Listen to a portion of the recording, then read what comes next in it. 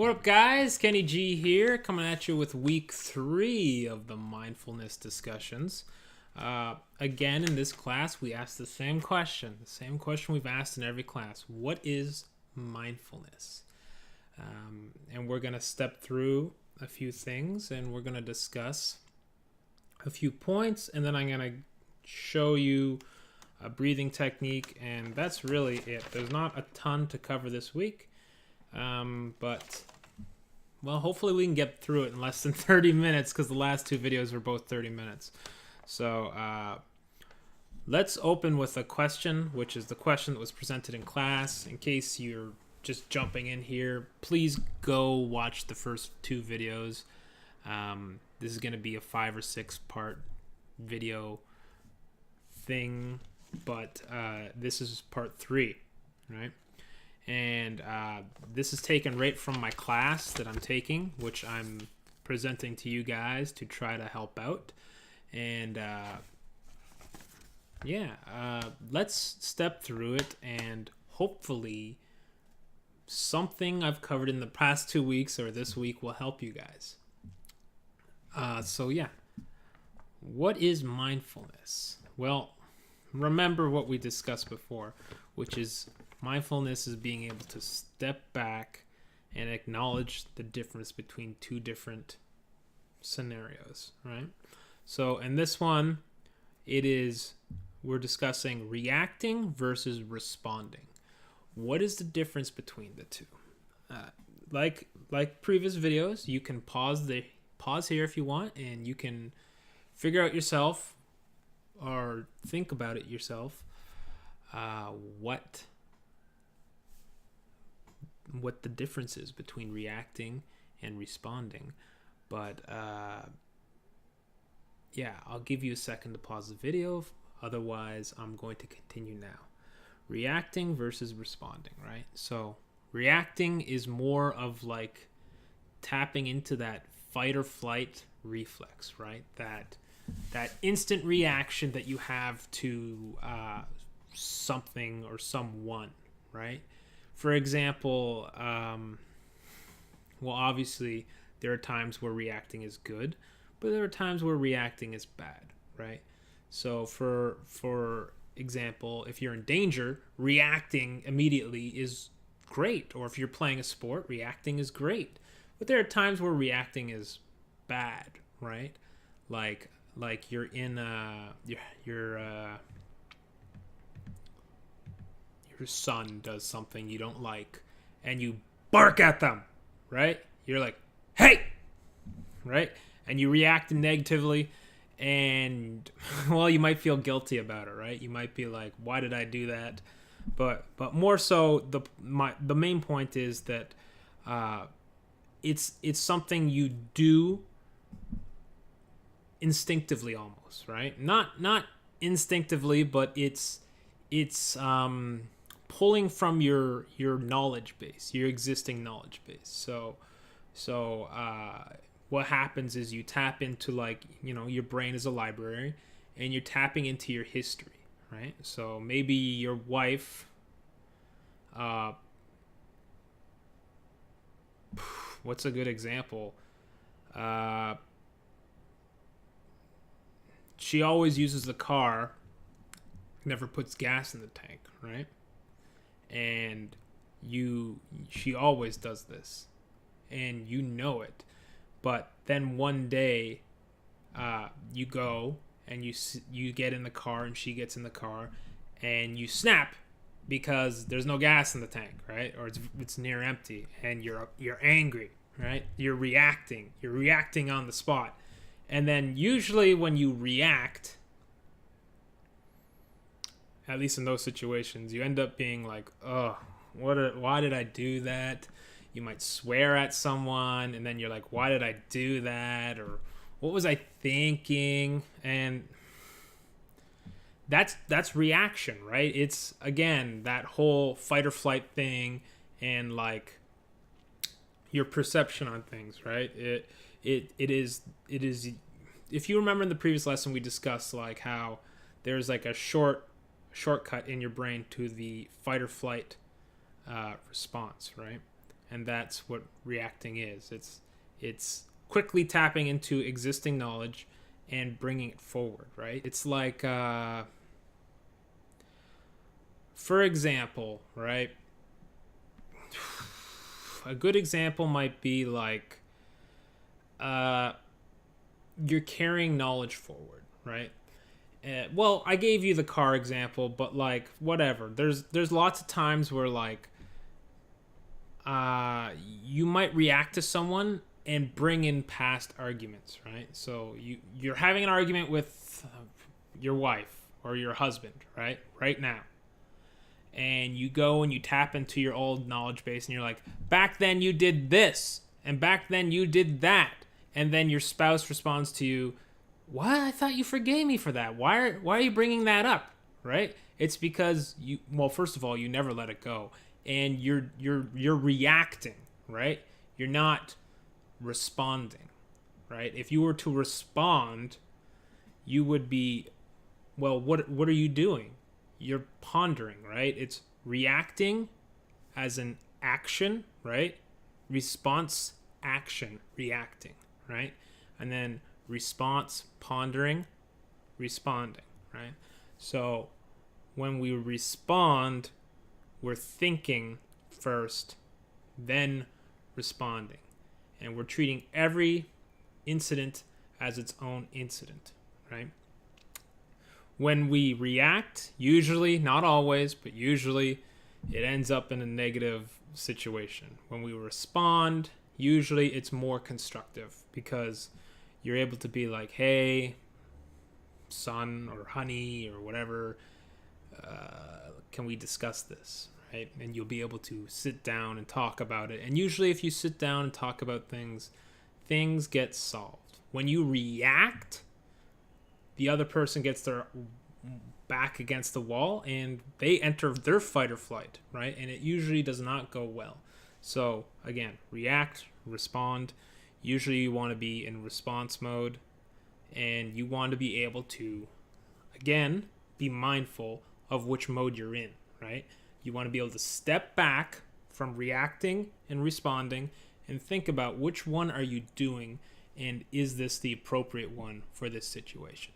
That's being mindful, right? Mindful is not just like some buzzword. Mindful is being able to step back from that situation and be like, which one am I in, right? And using the breathing techniques that we've talked about, you should be able to relax and enter a mindful state so that you can figure out what state you're in, right? Reacting or responding before it gets out of hand, right?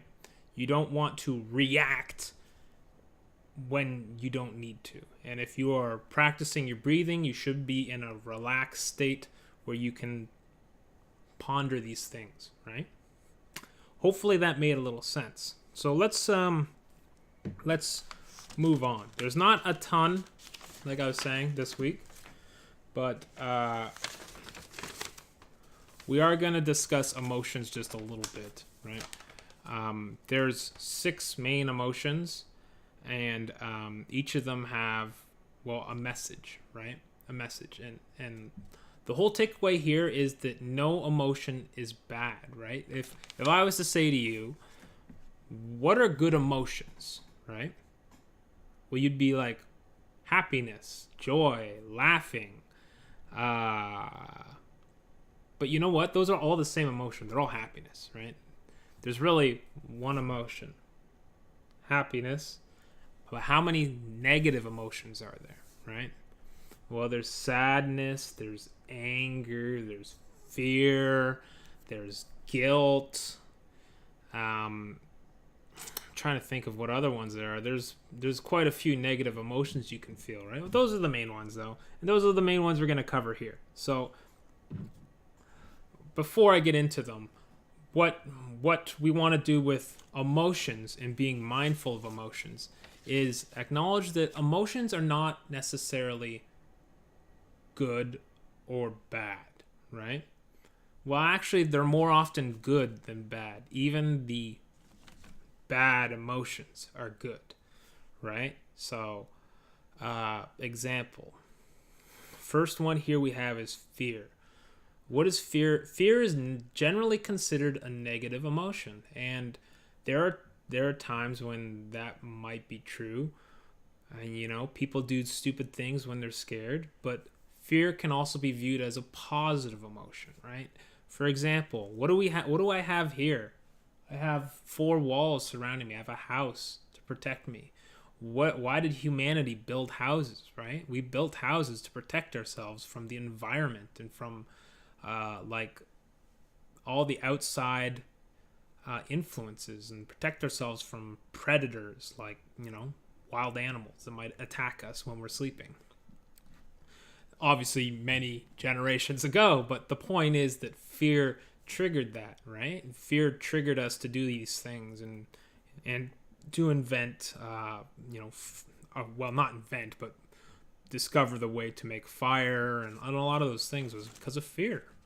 We needed a way to stay warm, and we were afraid of dying, of being cold, so we found a way to be warm, right? We do a lot of things positive come out of fear, but generally fear is perceived as a negative emotion, right? So again, there can be positive and negative versions of fear, right? A negative version would be, you do something stupid because you're frightened, right? Maybe you say something to someone because you're scared, and it hurts their feelings, right? That's a negative version. What is the message your brain is telling you when you feel fear? It's saying you're in danger, right? Thoughts, I'm going to read you right here what it says. What your mind, thoughts race through your mind. You imagine the absolute worst. Your mind goes blank. Your body, you start sweating. Your heart races. Your muscles tense. Your breath gets more rapid. And your behavior is to try to avoid, generally, right? So that's fear, right? One of the 6 emotions we're going to go over. Second emotion. And I mean, if you guys have any questions, post them in the comments and we'll chit chat about them. Anger, right? Anger. And I'll read you this and then I'll give you kind of an example. So it says, anger. You are being treated unfairly. Thoughts race through your mind. You imagine the worst and your mind goes blank. Again, you're sweating and your heart races and your muscles tense. But your behavior, instead of to avoid, is to confront. So what is a good version of anger and a bad version of anger? Remember, the whole point of this discussion about emotions is to be mindful of our emotions, right? That the whole point of this entire course is mindfulness, being mindful of our emotions and acknowledging this is good, this is bad, being able to step away and being like, okay, I understand my emotions, right? So a good version, well, let's go first with the negative. The negative version of anger would be you punch someone in the face, right? Someone said something you don't like and you punch them. That's a bad version of anger, right? That's a negative take on anger. Please don't do that. But anger is a very positive emotion in a lot of ways. You think about, we wouldn't have if we didn't have anger, things would never change with government. We wouldn't have women's rights. We wouldn't have rights for colored people, at least in North America, or at least in the United States. Lots of things, right? A lot of good positive things have come from anger. I mean, space race, right? That's anger between two countries, United States and the Soviet Union, stuff like that.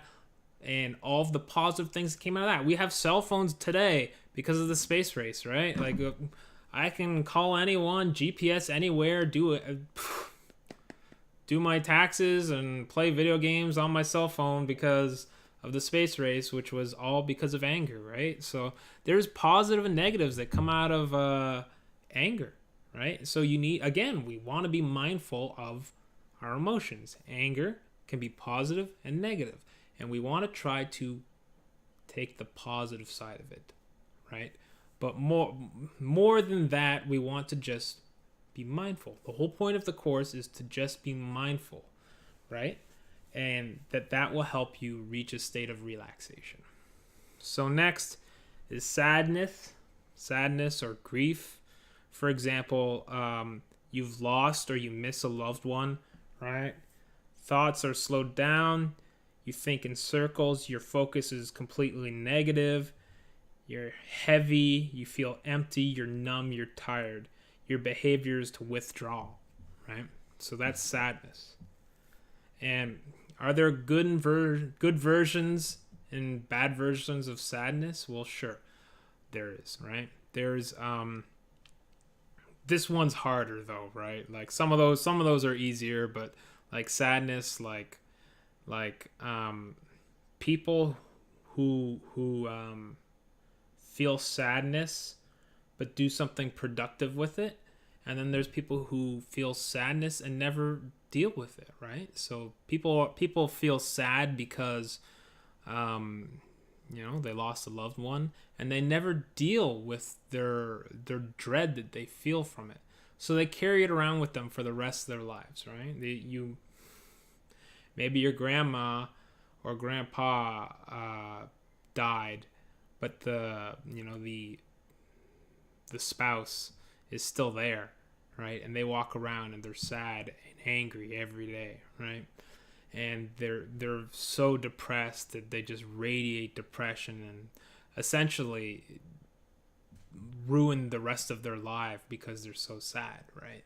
They never confront their sadness and deal with their sadness and their frustration and accept, what has occurred, They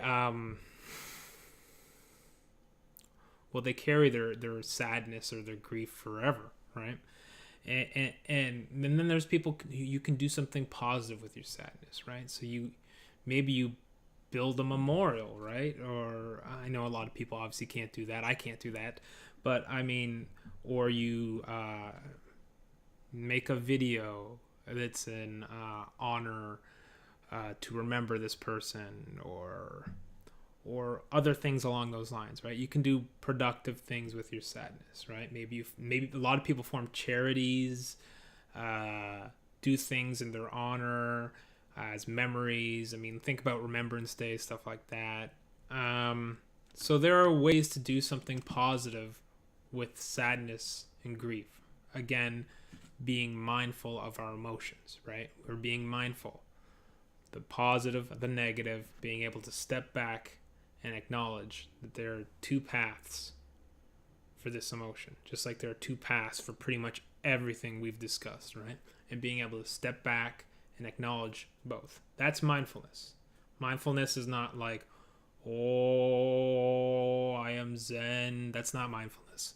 This is mindfulness, right? This is real mindfulness, not just the buzzword that gets thrown around. Being able to step back and acknowledge positive, negative, and that you could be on either spectrum, but being able to acknowledge it, being able to relax through our breathing techniques, and being able to try to handle our situations, right? So next is guilt, which kind of is very similar to sadness, right? But I'll read what it has here, right? You have done something wrong, or you've affected someone. You have a critical focus on self and others' opinions of yourself. You're sweating, your heart races, you feel empty, numb, tired, rapid breathing, but your behavior is to hide rather than withdraw. Sadness is withdrawal, right? And let me just go on a slight tangent here that's, aside from this, is when people are in depression and sadness, what is the best thing to deal with that is to do things you enjoy, right? So for example, myself, I am depressed a lot with my medical condition I'm going through. It's very, very difficult. I probably cry once a week, maybe once every second week, but enough that it's difficult, right? I'm very sad a lot. And Geez, even thinking about it now, I'm trying to not get emotional. That's embarrassing. Anyways, when you're in that state, your behavior is to withdraw and hide, right? And that's not actually productive. It actually, if you think about like depression as like sadness and guilt and all of those negative emotions coming together, it just drives you further and deeper into a deeper depression. And the way out of it is not to withdraw, right? It's actually to engage more in things you enjoy. So for me, a huge like thing that's brought me from laying on the couch every day of my life wondering if my pain will ever go away to being able to be a productive human being and cook my wife dinner and stuff like that. I still can't go to work, my pain's so severe, but being able to move at least, right, gives you some purpose to life. So like my big thing is projects, right? So I had a project car and I built the car from scratch just when I was able to, right? Because my pain level's so high. But sometimes I'd have to pop like 3 Advil and then go work on the car for a few hours. And I felt 100 times better after I did that, right? My emotional state was like, oh my God, I did something productive, right? Rather than feeling sad, right? So you obviously your hobbies are probably not cars, but maybe it is go play tennis or play a sport. Usually athletic stuff just gets you feeling better anyways. So let's talk about something other than that, like build a puzzle or play a video game or watch a movie. You do something that you enjoy doing, right? Because generally when you're in a depression, you withdraw from those things, but the the treatment for depression is actually to engage more into what you enjoy, right? But your brain is like, let's stop doing what we enjoy until we've stabilized, and then we'll do what we enjoy. Tricky. The brain's a really tricky thing. So, sorry, I was talking about guilt, and guilt, well, you can deal with it in 2 ways, right? You can change, say you've done something bad. You've hurt your spouse, right? You've done something to hurt your spouse. Well, you can do 2 things. You can let it destroy you, right? You just crush your soul, right? Or you can take that and try to change your behavior, right? I'm not talking about forgiveness, right? Or at them saying like you're forgiven, therefore everything is okay, because there really is no forgiving or forgetting. People remember stuff for a long time. You got to remember the way the brain works, and people's brains are wired. Once you've done something negative, that's wired in their brain, right? They remember that forever. So it's like, especially if you've done something bad enough that you feel deeply guilty about it, right? So there's 2 things, right? You either try to take that guilt and turn it into something productive, and like, I'm going to change the way I behave around my spouse or my son, right? Or whatever. Or you can let it just consume you, and you will just dive deeper into this depression, right? Guilt leads to depression, right? So it's like, you got to do something need to do something productive, right? And again, this is mindfulness. Stepping back, acknowledging the 2 ways that this could go, the split path that guilt could take you, and choosing the one that you need to take, right? Obviously, if you're trying to do something productive, do not fall back 1 week later into doing the old things, or you really haven't done anything productive at all. You've just gained temporary forgiveness so that you can recommit your same sins over and over and over, right? Don't do that. I know a lot of people do that. I probably do that. Everyone does it, right? But the whole point is to be more mindful through our through our breathing techniques. Be more mindful of this stuff. It is difficult, obviously, right? And then, of course, the other two emotions are joy, happiness, which are the same thing, and contentment, which is everything is okay, focused on the moment, calm and relaxed. And your behavior is you want to stay in contentment. Joy and happiness is you have found something important to you. You're thinking fast, focused on positive, you're energized, and your behavior is to approach. And we don't really need to talk about those two too much because those are both positive emotions, right? So that's where you want to be. You want to be in a positive state. You want to have those happy feelings so that your body is relaxed. When you've got the serotonin flowing, you are relaxed. And when you are relaxed, you feel good. Your muscles are not tensed. Everything just feels better. So finally, let's jump into the breathing techniques. It looks like this video is again going to hit a 30-minute mark. I am sorry about these long videos. But let's just jump into the breathing so we can wrap this up real quick, okay?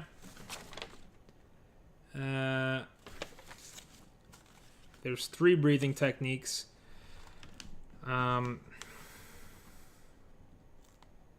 This one is supposed to help with dispelling anxiety. So the whole idea is it's a 3-part deep breathing. So you breathe with your stomach here, breathe with your rib cage here, breathe with your chest here. Now we're going to do the same thing again we did from week 1. 4 seconds in, 6 seconds out. Starting with your belly, right? So you're going to use your hands, at least in the beginning until you've mastered this, to be able to really sense where your breath is going. So let's first try to breathe into our stomachs, right?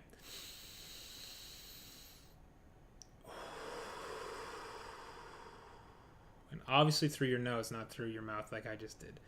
But point being, put your hands in these places so you can feel it. If you're not feeling it, you're not doing it right. When you're breathing with your lungs or with your mid area here, what you're really trying to feel is your rib cage expand, right? You want to feel it like parting just slightly. And then obviously everyone breathes here. This is where everyone breathes, is here, right? But it is the most useless of the 3 breaths, but we still are going to do it because it's a 3-stage breath. So stomach, rib cage, chest, right? Everyone breathes with their chest. Most people, at least. Your diaphragm is here, right? So you're trying to exercise that diaphragm by breathing all over, not just with your chest. So stomach. Let me get closer to the mic. Okay. No, you know what? Then you can't see me breathe. Okay. We're just gonna... I don't know if the mic's gonna pick it up, but you're just gonna have to trust me on this one.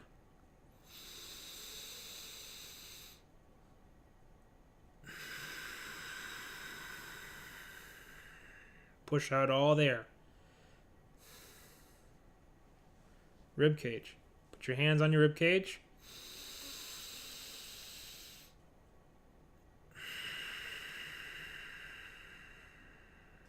You want to feel the rib cage just expand.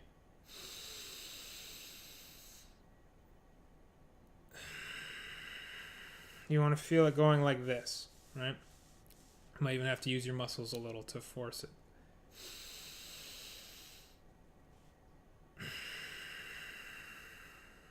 And then obviously your chest. Everyone breathes with their chest, so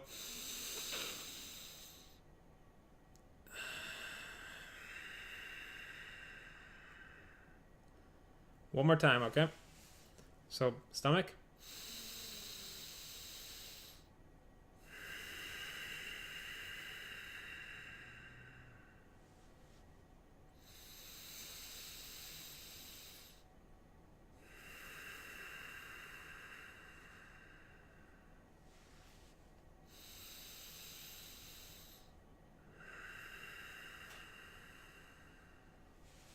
So when you do that, you close your eyes.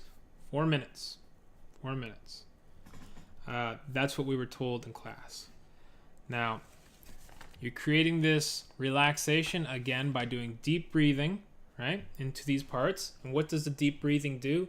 It vibrates your vagus nerve, the nerve that connects to everything, that taps into your parasympathetic nervous system, which creates relaxation. So that's the whole point of this, all right? So then let's move on. There's 2 more breathing techniques, and we'll try to get them in. We're already at 30 minutes. This one is good for when you're at work.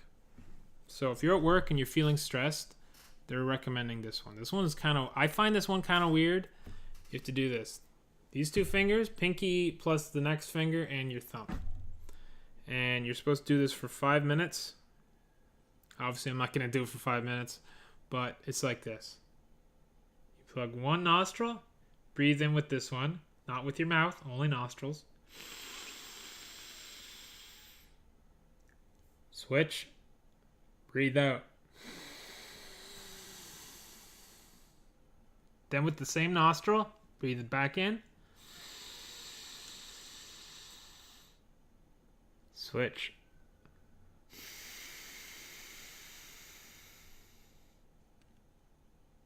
Then with the same nostril, switch.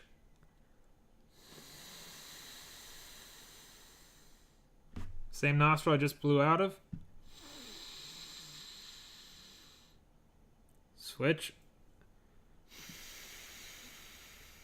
So again, breathing with your nose. Always with your nose. The whole point is you're breathing with both. You're stimulating both sides of your brain. One side of your brain is relaxation. One side is action. So you're creating a state of relaxed action. So this is good for work, when you're at work, because a lot of times you're feeling under pressure. Someone's, maybe there's a deadline, right? Everyone's got deadlines at work. So I need this done by this time. And you're feeling like, I'm stressed.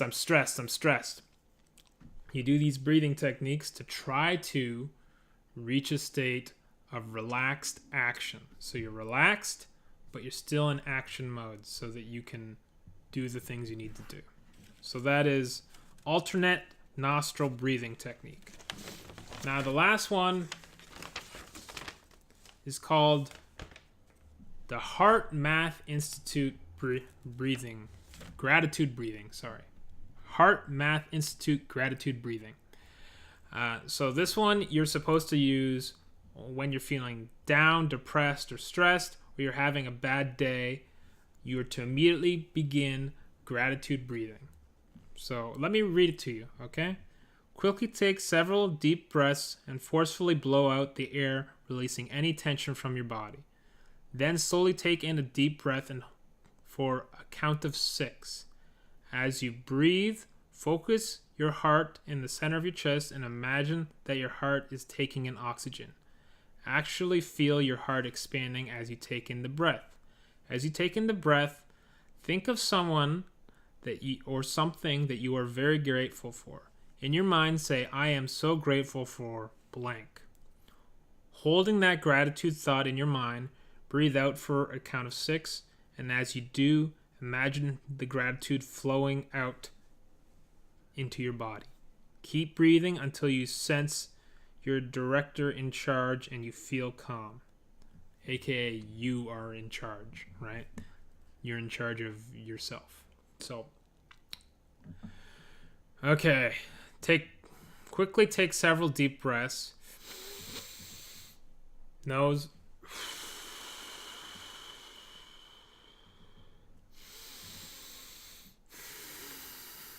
And slowly take in one, 6 seconds in.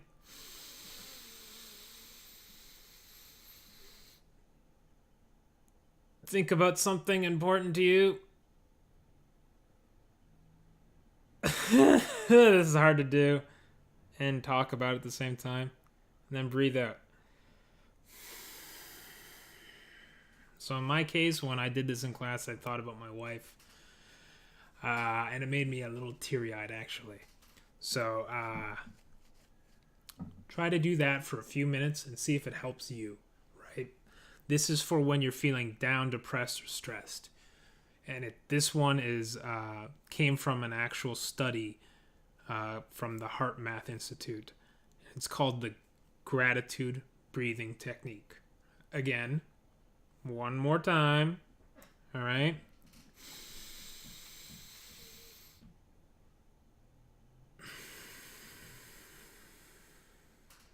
And if you feel a smile, smile, right? It's like,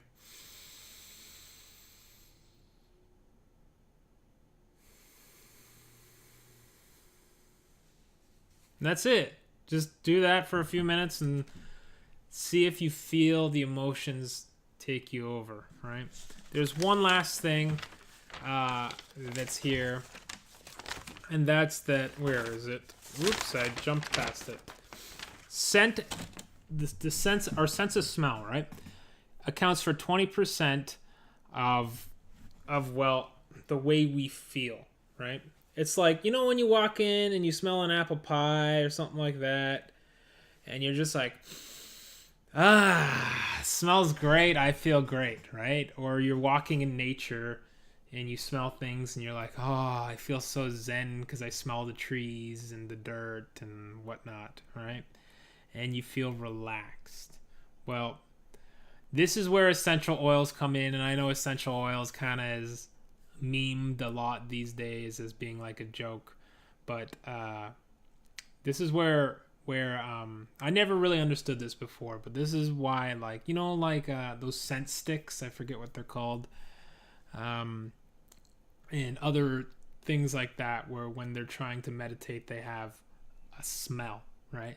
And the reason for that is that 20% of like our emotional state comes from scent, because unlike our eyes that go to be processed at our neocortex in the back of our brain, scent goes directly to the thalamus.